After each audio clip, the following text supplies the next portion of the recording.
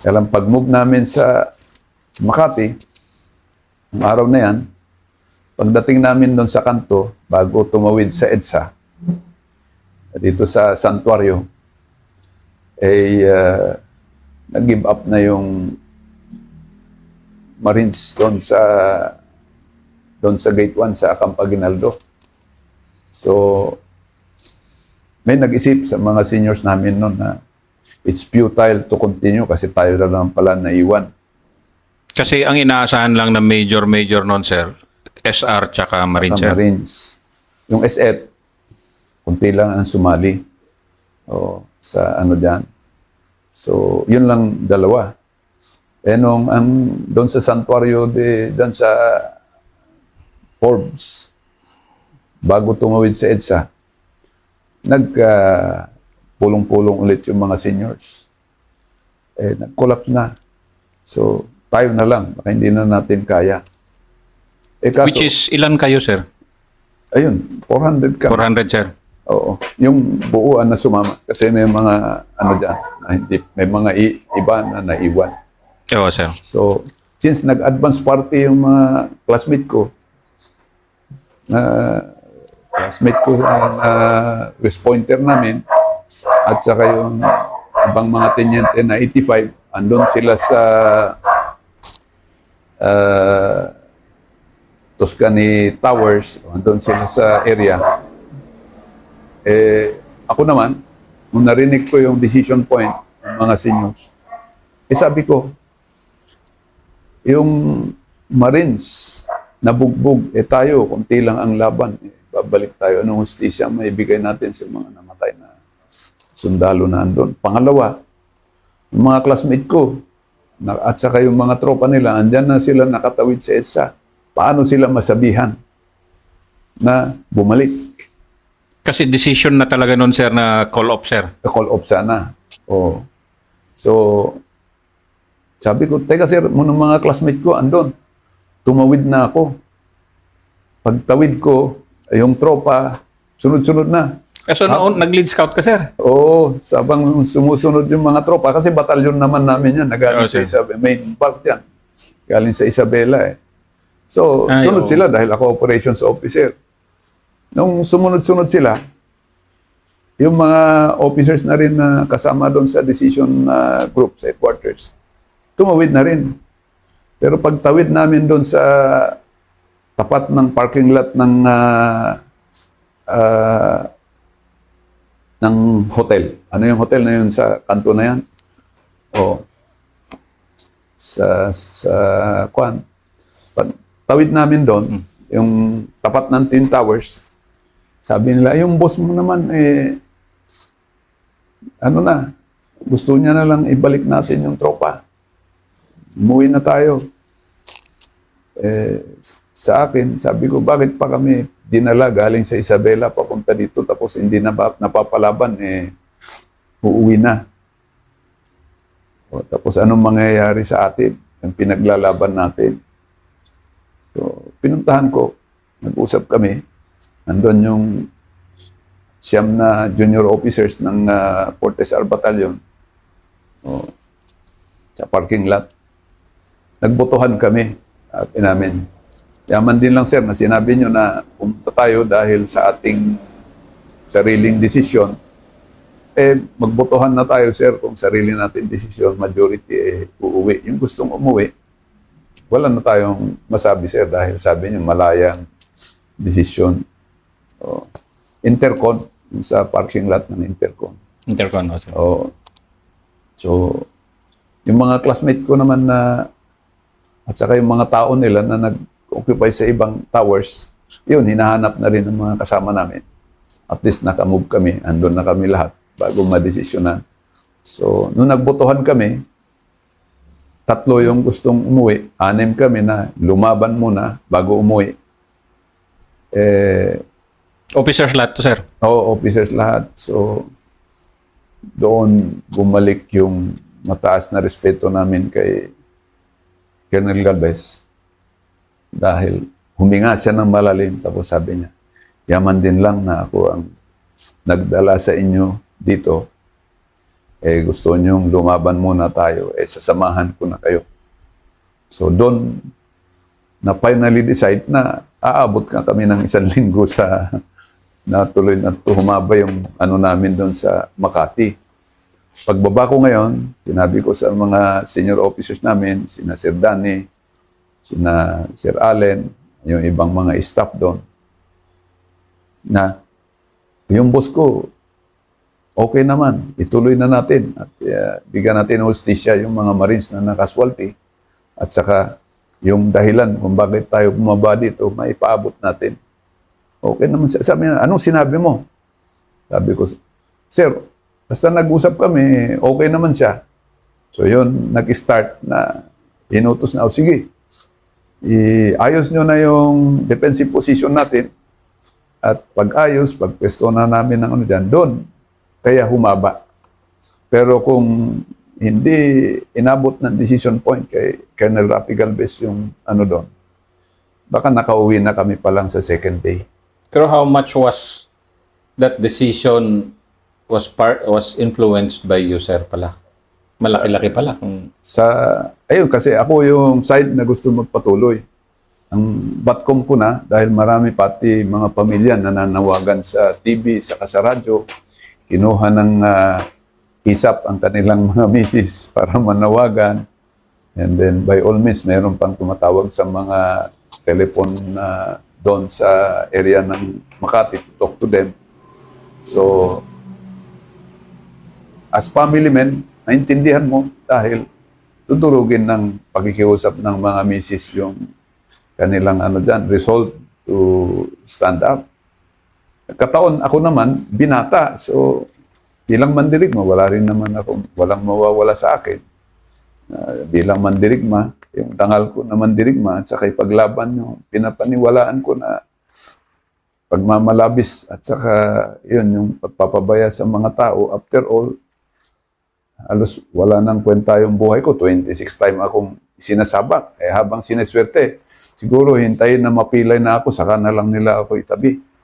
So, yun ang ano ko doon. Bakit ang dami kaming mga sundalo? Dahil effective yung ranger, siya na yung palagi papakyawin na lang.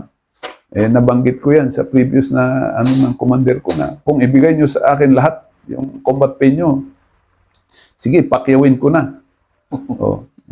Ako yung palagi ng papaano dahil sa sineswerte. So, nangyayari yan na even among rangers, sabi nila, gaba pala yung magiging ranger. Hanggang hindi ka mapilay o mamatay, subo pa rin. Tapos nakikita mo yung mga shabby. So, snappy and shabby, the same salary. So, bakit ka ano dyan?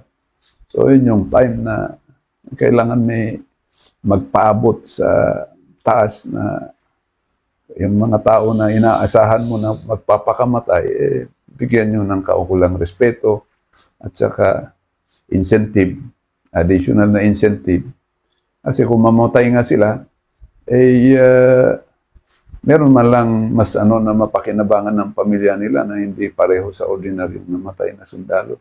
Totoo yung sa ngayon actually, kita nyo yung listahan ng mga namatay sa mga matitinding laban natin sa Mindanao, sa Abu Bakar at saka yung Marawi. Isang company ng mga Rangers ang nalalagas dyan. Dahil sila yung palaging pina-frontline. Pero pareho yung sahod o kay incentive nila sa ibang mga kasundaluhan. So, pero yung sa Makati, sir, talagang ano yung unang putok doon, sir? Kasi alam natin 90 yung patay, sir, di ba? Out of that, parang kalahati civilian. So paano yun, sir, nun? I mean, kayo, sir, wala kayong training sa urban warfare. So talagang pure courage lang ba yun, sir, na paano nyo diniskartehan yun, sir, na nag-hold the line kayo against the might of the bigger armed forces nun, sir? Kasi 400 lang kayo. Paano yun, sir? I mean, ano yun, raw courage? Yung tapang na nahubog na halos lahat kami nabinyagan na sa laban. Yung ibang nakakalaban naman namin doon, baka first time pa lang nilang makalaban doon. So yung courage at saka yung training na dinaanan, experience na dinaanan ng tropa, yun ang nagbibigay sa kanila ng lakas na kaya ng mag-hold the line. Yung mag-adjust naman sa battlefield, naka-adjust naman kami na kaya pala namin mag-cover sa mga concrete ng mga structures at saka pumosisyon.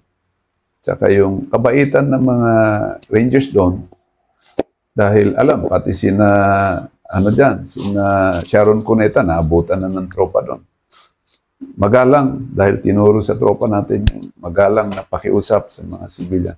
Walang nagsabi na mayroong naabuso ng doon sa area.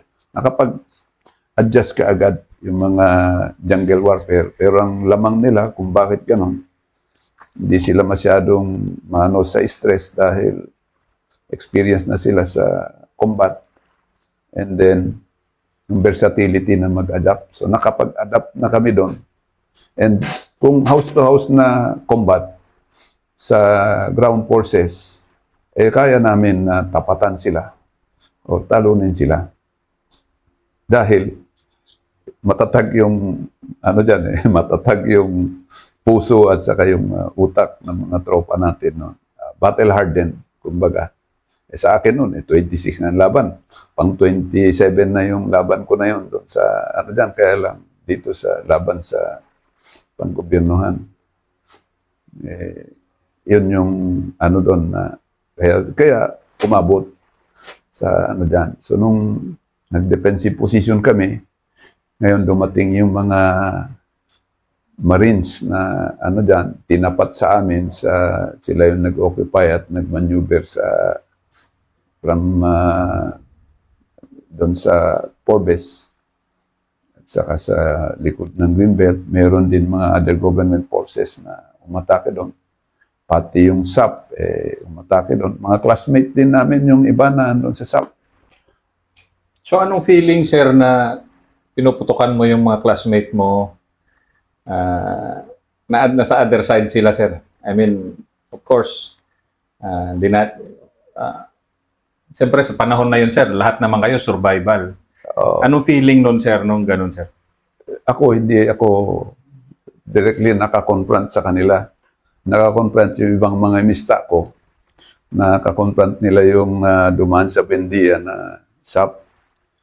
Yung mga sniper teams ng tropa natin, at saka yung mga mista ko. Sila. Pero, nagtatagawagan sila sa radyo. Babanat na kami. Ka lang dyan, safety na lang kayo dyan. yung magmimista, sir, yung magkakilala. Magka-close friend yung mga mista namin na nasa SAP at saka sinabote na doon sa towers. Dahil sa maayos yung cover, wala natatamaan. Pero yung structures ang dyan. Doon sa area lang namin. Isa lang ang namatay. At saka mga 3 lang ang wounded doon sa area. Sa Makati, sir. Oo. Saan yung maraming casualty, sir? Sa Aguinaldo? Sa Aguinaldo, saka sa sa coastal area. Oo. And then, basta isang battle site doon sa amin, yun lang. Isang namatay at saka yung 2 wounded sa 7 days. Kasi maayos naman yung cover namin. And then, yung mga umatake, yung mga government forces kasi doon, mga umatake doon. Tulad mga nung B-150 ng PC, na binabasingan kami doon sa EDSA. Ini-strapping kami, tapos dire-diretso siya sa EDSA from Pasay Road, papunta sa Bendia, ikot siya ulit, darating ulit doon, babasingan na naman nila yung tropa. Inambos ng tropa tuloy ng 57RR, 90RR, natamaan yung B-150 ng PC at sumadsad ngayon sa gitna ng island. At yun, pinasispy ko. Ako, 45 lang yung dala ko nung time na yan. Kasi ang official dapat nagtaga-supervise, hindi siya rifleman. So, yun ang napa-ceasefire namin. Tapos ano na namin yung andon, pinalabas namin yung mga PNP na puro, PC na puro wounded. At pina-evacuate ni ano dyan. Tapos sinabihan namin na hindi namin kayo binabanatan dahil pare-pareho nga tayong sundalo. Pero sila naman ang lumulusob. Defensive kami. Ganon din yung Marines. Hindi naman namin sila inatake. So yung casualty nila at saka yung sa PNP, sa PC, sa kanila. Dahil sila yung lumulusob, hindi kami umatake. Nag-hold the line ang tropa natin hanggang sa ano dyan. Hanggang sa middle ng ano dyan, doon nagkakaroon ng filler para sa negotiations. Kailan nagsimula yun, sir? Anong araw yung may feeder na ng negotiation? Sa 4th day, meron na yung mga ninong ni na Sir Danny Lim, sina General Luga, si General Enrile. General Luga retired at that time. Sila, dahil alam nila na hindi matanggihan, kilala nila yung mga senior officers namin. Kami naman lieutenants, hindi namin sila naabutan, except si General Enrile dahil commandant of cadets namin nung kami mga kadete. So, yun, hindi namin matanggihan na pumasok sila sa area dahil sa negotiation.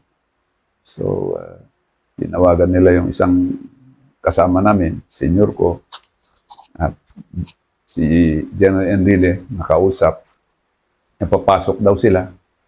Nag-consensus na huwag sanang papasukin, pero sabi hindi matanggihan kasi ninong at saka ano dyan, commandant of cadets namin.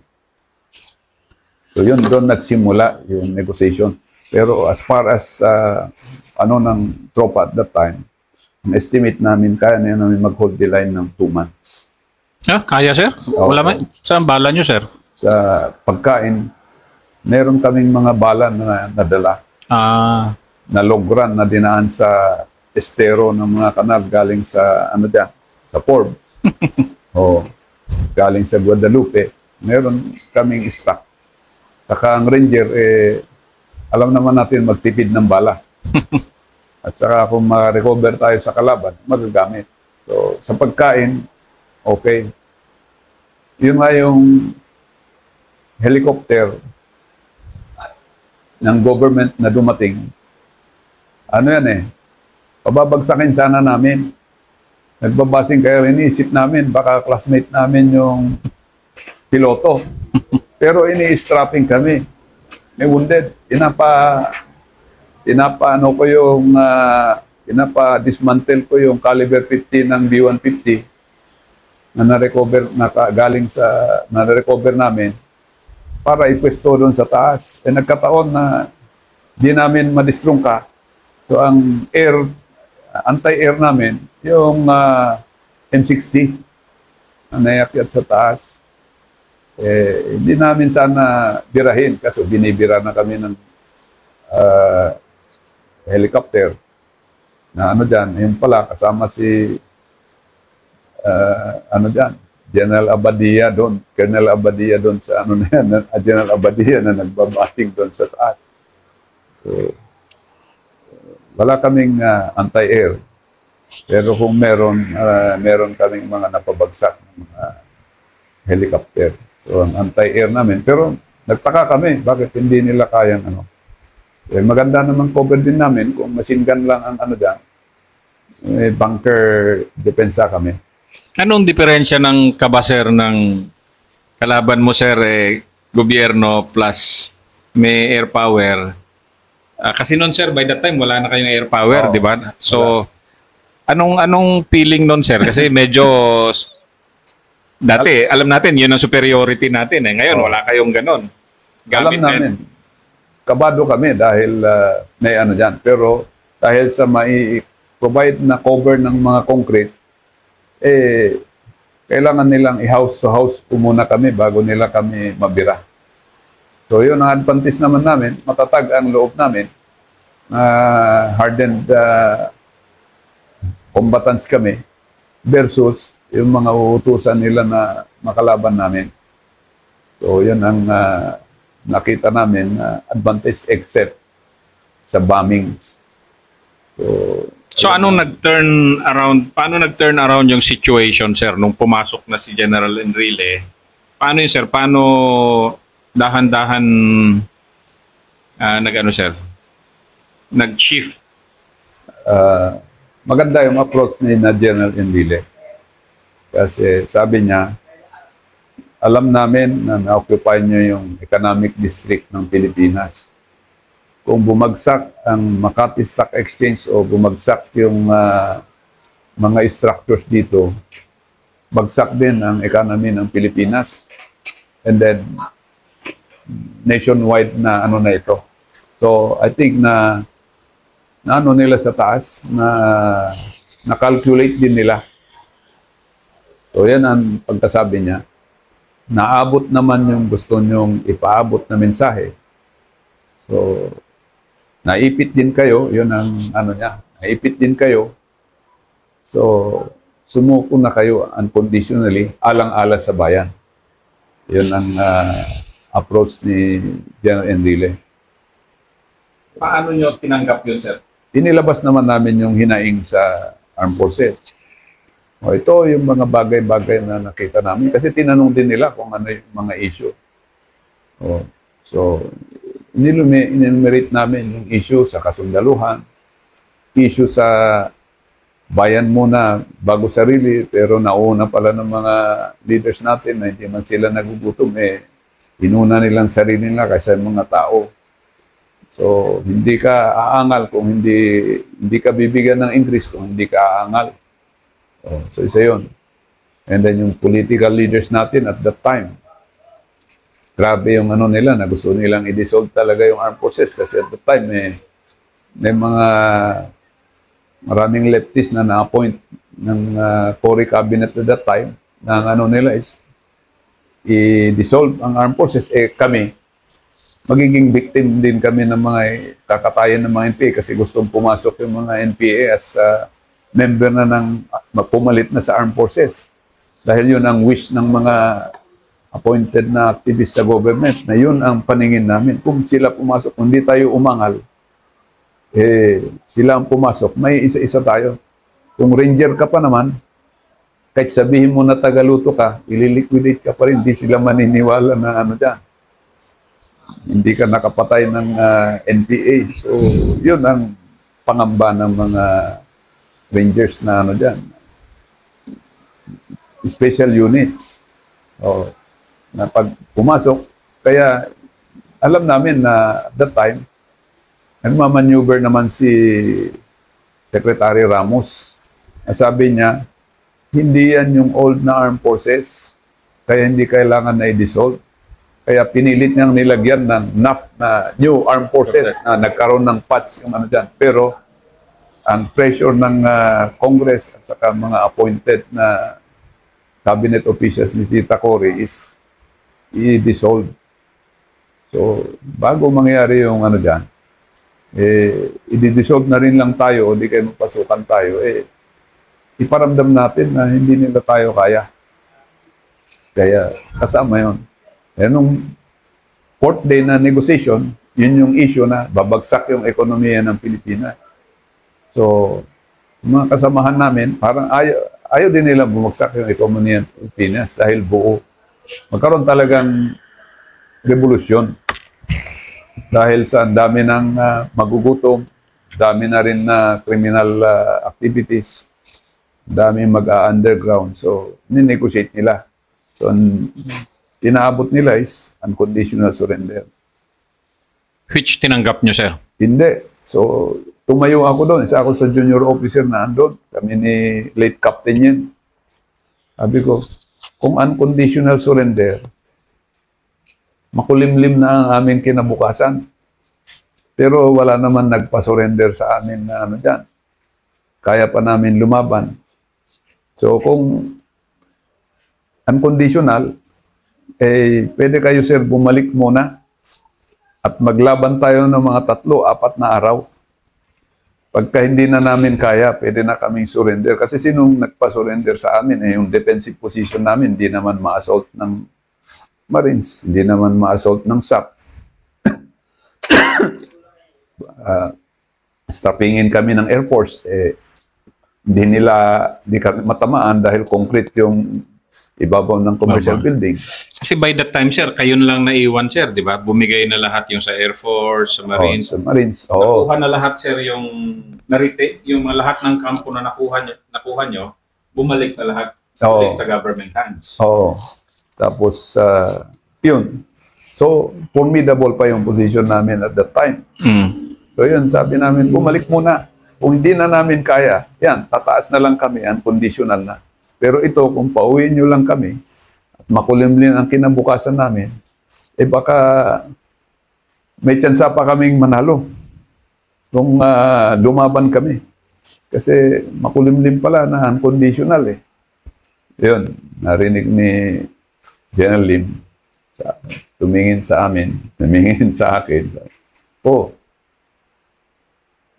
Sige, ipaabot na namin sa taas yung ano ninyo na meron maiwan sa mga tropa. Siguro,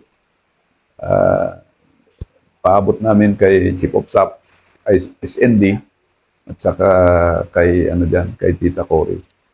So, bukas, mag-usap tayo ulit. Kinabukasan, dumating sila ulit ng gabi. Pero may bakbakan pa rin kami sa gabi. So, ibig sabihin, nagne-negotiate, sir, bakbakan ulit. Oo, meron pa rin. Ina-assault pa rin kayo, sir, ng Marines. Oo. Pagdating,